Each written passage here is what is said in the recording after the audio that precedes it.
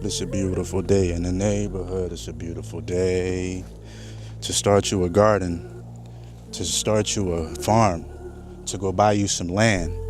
So the first thing you're going to do to go and get you some land, if you're living in the United States, right, is you're going to go to your local county and you're going to ask them if they have a list of the over-the-counter tax deeds that didn't sell at the public auction. That's what you're going to do. You're going to browse through that list. You're going to do your research on a property that sticks out to you. You're going to look up the parcel number if you can't find the address, and you can go to look at the parcel number at the property appraisal department. Pull up the parcel number, put in the property appraisal department's website, and that will give you the address. Pull up the address, do your research, pull you some comps, call several different municipalities and ask are there any liens on the property. If there's no liens on the property, move forward with the property if it makes sense to you. If there are any liens on the property, call those particular departments that have the credit or that has the lien. Ask them, can you work that lien out? You're looking at buying the property. If it makes sense to you, you buy the property. If you don't have any over-the-counter tax deeds in your property in your county, then ask that particular person, when is your local sheriff sale next, and if can you get a list of that particular sheriff sale. Go through that list, do your research. You may not participate in the first auction, just show up. Some auctions, they make you show up in person, some make you do it online. Just show up online, see what the properties are selling for. Man, that one sold for $1,700. I got that in the bank. Maybe I'll go look. Let me see what property sold for $1,700. You might realize that it's a property on a cul-de-sac with no other properties around it, just a cul-de-sac. Might be a 10,000 square foot lot. But guess what? It's $1,700. It needs to have electrical bought back there, but it's yours nevertheless. Do your research when it comes to the properties. They're not creating any more land. The fact that you may not have none is a problem, especially in today's time when the government really never been on our side, because we don't know how to enforce the Constitution. So these people who are humans, who have families, they're going to do what's best for their family. So when they're in a position of power like Congress and House of Representatives, the power that we give them, they're going to take and use that power for their own. So therefore, they're going to leave us out to dry. And that's where you're going to need to have some land so you can do for self. You're going to need to have a well so you can provide your own water, solar power so you can have your own energy, garden so you can produce your own food. As you can see behind us, yes, it may look like a bunch of bush and weeds and all that stuff, but we're just preparing to do a lot of sowing of seeds: callaloo, tomatoes, cucumber, lettuce, kale, arugula. Absolutely. Over 100 fruit trees here already. So we are self-sufficient. We're self-sustainable.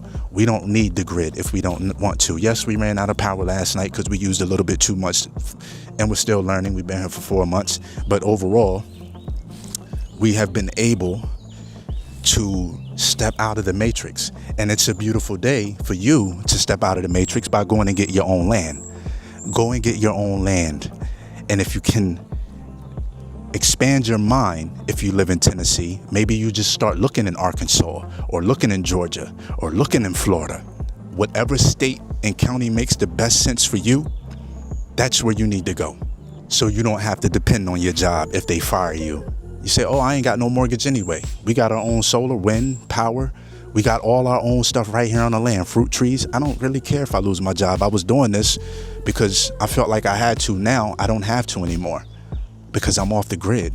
It doesn't matter if you lose the job now. You had the job as a supplement. But we have to become self-sufficient. If we got to go into the grocery store every day, we're behind. If we got to pay an electrical bill every month, we're behind. Everybody's not going to make it. And then nobody can look down on you just because you're not in those positions. We can't all get there. It's about spreading awareness, letting you know this is the route to go, so you don't need nobody. You ain't got to come buy no program from me. I'm not trying to sell you a e-course, e-book. I'm not. I'm telling you to go to your local county. Ask them for over-the-counter tax deeds, because it's a beautiful day to own some land, and a beautiful day to grow your own garden, and a beautiful day to be a beautiful time to be self-sustainable and self-efficient, sufficient. You know what I'm saying? Because to me, there's nothing less than feeling like if anybody has any type of control over my life, I start to feel internally disoriented when I'm out of control of my life. Now, I may be able to present that on the outside as if it's okay, but internally, there's a war going on, and that's really important. I don't give a how it looks on the outside. Internally, I need to know how to figure this out, because I can look like chaos on the outside, but on the inside, I'm real cool and cucumber, and that's the art. But there's no way I could be losing myself on the inside and outside looking. No, I have to be able to control that internally. And with so many outside factors and stresses going on, how can you possibly do that without losing yourself? You lose yourself. So at the end of the day, when you wake up every day on something that you own without a mortgage, very minimal property taxes, when you wake up every day when you can go outside and grab lettuce out of your garden, kale, cucumber, tomatoes, mango, papaya, you are in a space of heaven. You have created heaven on earth. You don't have to die to get to heaven. You do not have to die to get to heaven. We have created that right here. This is heaven. I'm just trying to learn how to exist in heaven after being in hell so long. Man, that's a bar. I'm trying to learn how to exist in heaven after being in hell so long. Sometimes I say these things while I'm giving these videos, and then I have to go back and make a whole new video about the topic. Man, and that's serious. I'm trying to exist in heaven after being in hell so long. I forget how I said that. I go back and listen to that. I like that one. I like that. Let me know what y'all think in the comments. Also, if y'all could like the video, man, let me know where y'all from in the comments. If y'all still tapping in with the video this long. How many of y'all out there garden? Where y'all at? Where y'all gardens at? Y'all off? Any of y'all out off grid? Another thing I want to say about anybody looking for land, if you got darker skin, you got to be careful which counties and cities and towns you investing in, because a lot of these places are sundown towns where don't get caught after the sun goes down by another race, because we still have certain discrepancies in our system where people are still racially profiling. So you have to be careful about what places you're investing in when it comes to that, for the people that have darker complexion, darker color Americans, what do you call it, carbon. Yes. So you got to be careful when you're doing that type of investing, because that's, like I said, internal peace is really important. If you got to be sitting back with your shotgun at 2 a.m. because you're worried about somebody crossing your line and taking something or trying to burn something, then that's not peace. So we want to make sure that we're investing in the right locations overall. You know what I'm saying? Right location is important if you're looking to stay. It's not important if you're just looking to invest and make money, because you can find a lot of yield in shitty areas, right? So listen, it's a beautiful day to wake up, look at the local auction, call your local representative, not representative, but your local county. I would say the Treasury Department. Start with the Treasury Department or the Finance Department and ask them for tax deeds, sheriff sales, or the Appraisal Department. And usually with the money, those are the departments: Finance Department, Treasury Department, something like that. Ask them, can you get the list? Can they show you online? If they can tell you right there while they're online, have them walk you through, because that's what they're there to do, help you. They're public servants to serve you, the public.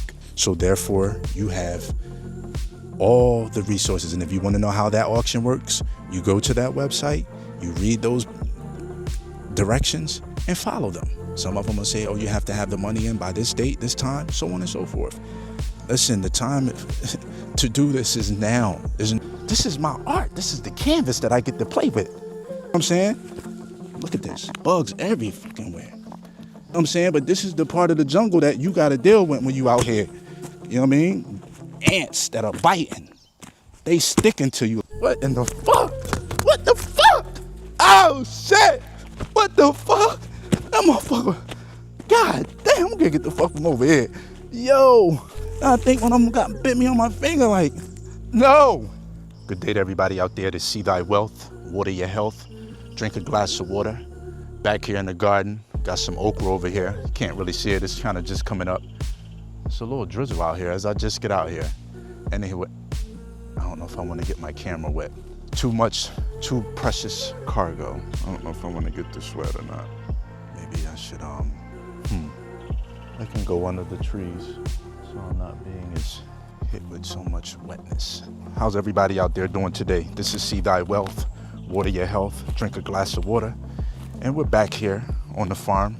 Guess we'll go stand under the mango trees and give you guys a little video this morning and speak about my thoughts and my feelings and where I'm at with it today. And, you know, hopefully you guys can take something from what I'm saying and use it as inspiration to get to a better space in life and a better place mentally, and to let you know that just because it looks like somebody has it all figured out on the outside doesn't mean that they have it figured out internally, and they're going through just as many things that anybody else can be going through.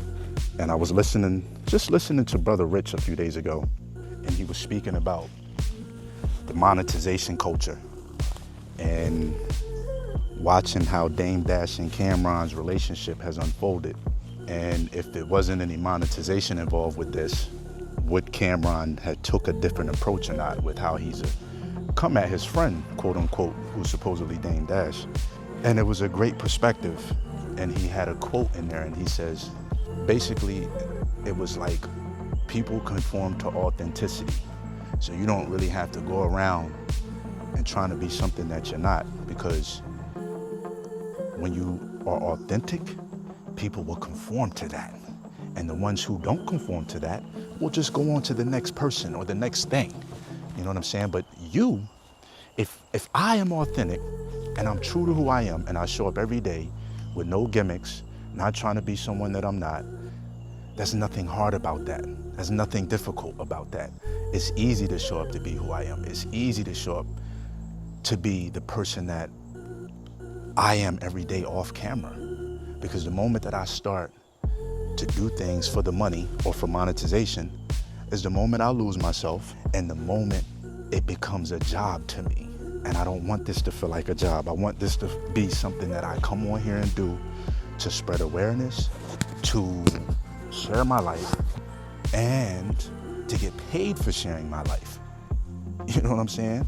To provide value to someone who needs it, who comes from the same background and may feel like there's no hope, who comes from prison, who feels like there's no hope, right? Because if I'm not helping to give back in some kind of way, then what is it for? You know what I'm saying? Right now, I'm able to get back through providing some type of value through how to go and get some real estate or inspiration on someone that has came from the bottom and has risen to what, quote unquote, I feel like is the top. When it comes to external things, we're working on the internal factors now, this internal piece. Rich also talked on that, which I spoke about in another video. People having all this money, but having all that money doesn't mean anything if you don't have any internal peace, because internal peace is what we get to seek when we have the money.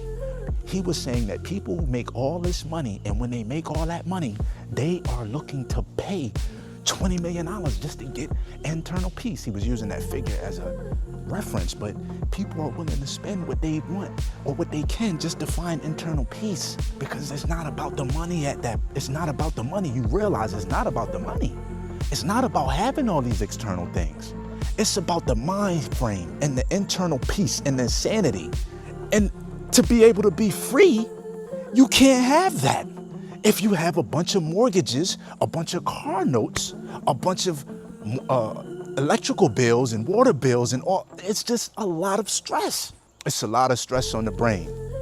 You know what I'm saying? It's a lot of mosquitoes out here. Excuse me if look like I'm tweaking, but these mosquitoes are very serious and treacherous out here.